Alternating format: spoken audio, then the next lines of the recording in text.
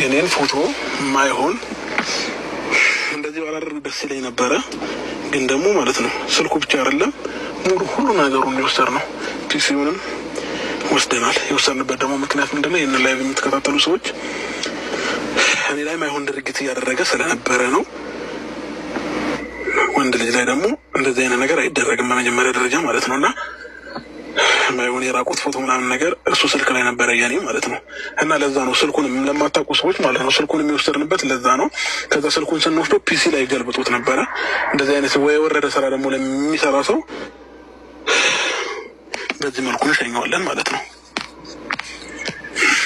በጥብሩ ከደወለት ቆይ ፒሲውን እንዴት አደረገ? ቀርቦት እንዳይደርስ ዳኒ ስልክ እንዳይዘጋብጋቢ ነው።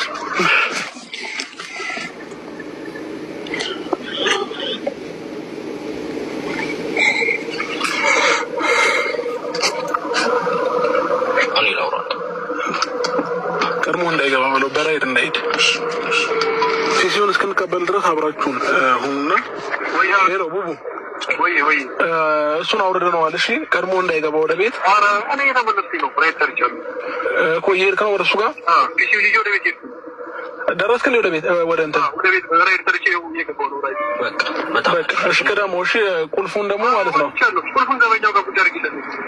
ዝም ብለህ አስቀምጠው ወጣ ዘበኛው ጋር ቁጭ አድርጊለት። እሺ በቃ እሺ ጋይስ መልካም ጊዜ ይሆንላችሁ። እንወዳችኋለን።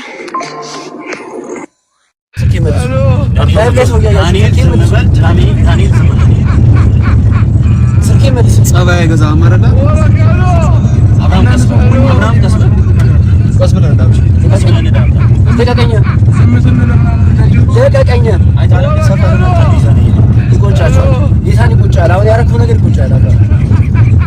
እግዚአብሔርን ይቆጫቸዋል። ለቀቀኝ ሻው ለምንድን ነው ብዙ ሰው የመጣው? ዝም ስንል በጣም እሺ ስልኬ መልስልኝ። ዳኒ አርፎ ቁጭ በል። ስልኬ መልስልኝ። ሌላ ነገር እንዲፈጠር ማትፈልግ ከሆነ አርፎ ቁጭ በል። ስልኬ መልስ ወይ በሌላ መኪና እኮ ሁለታችሁ እዚህ ያዙት። እኔ ፒሲውን ይጣ እናንተ እዚህ ያዙት። እኔ ፒሲውን ይዤ ልምጣ። ለቀቀኝ ዳኒ ለቀቀኝ። አምጣ ቁልፌን አምጣ። ለቀቀው ቁልፌን ለቀቀው። ቁልፌን ለቀቀው ዳኒ ለቀቀኝ። ቁልፌን አምጣው ዳኒ ላልፈልግ ታው ይጸጸታችኋል። ያረጋችሁ ነገር ይጸጸታችኋል። ጌታ ያለፈው አይቷችኋል። ለራሳችሁ ለቀቁኝ።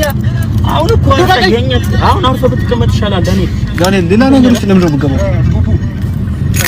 ወይ በቃ ጫፍ ያዘው። እኔ ደርሼ እመጣለሁ። በዛኛው መኪና ጫፍ ያዘው። ከዛ ዳኒ እንዳይወጣ። ቁልፍ አምጣው። አልሰጠህም። የምፈልገው እኮ ፒሲውን ነው።